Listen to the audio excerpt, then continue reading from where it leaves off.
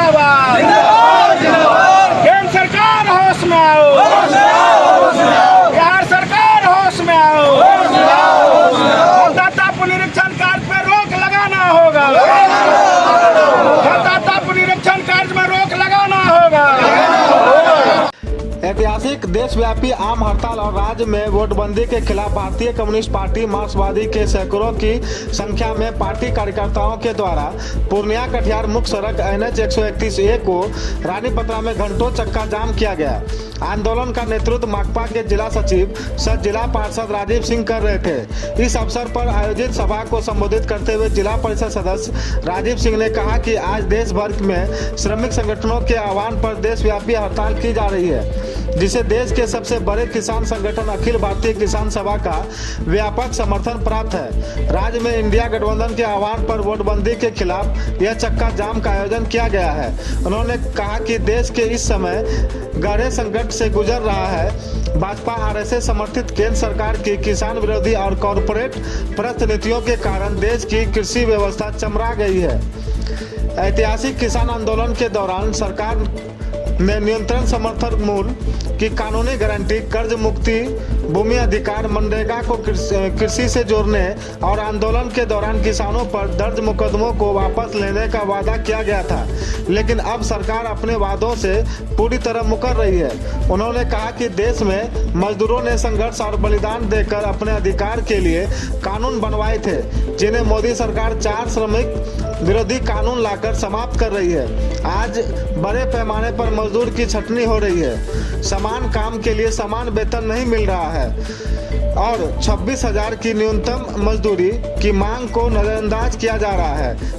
उन्होंने केंद्र सरकार से चारों लेबर कोड को तत्काल वापस लेने की मांग की।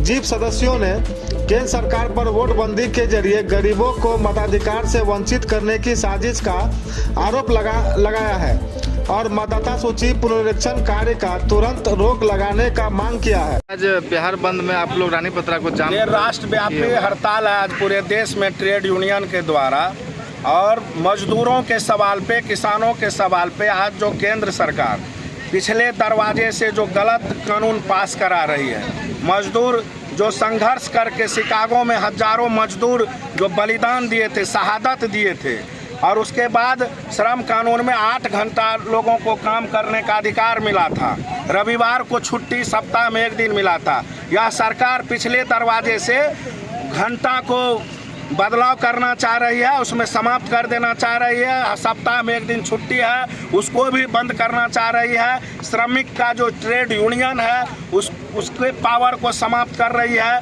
लोगों को कोर्ट जाने का अधिकार को छीनने का कोशिश कर रही है।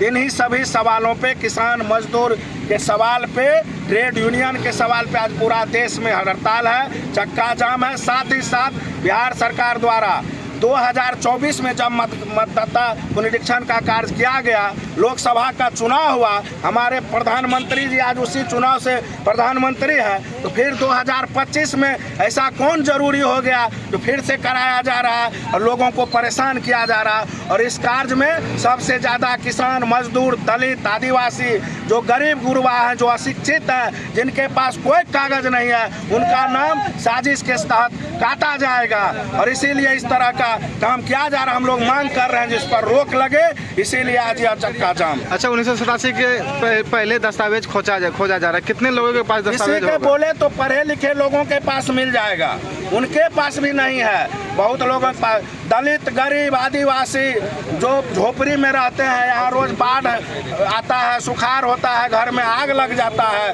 उसके पास कोई कागज नहीं है। यह गरीबों को वोट से वंचित करने का साजिश है। सरकार इस पर अविलंब रोक लगावे। हम लोग यही मांग करने आज सड़क पर उतरे हैं।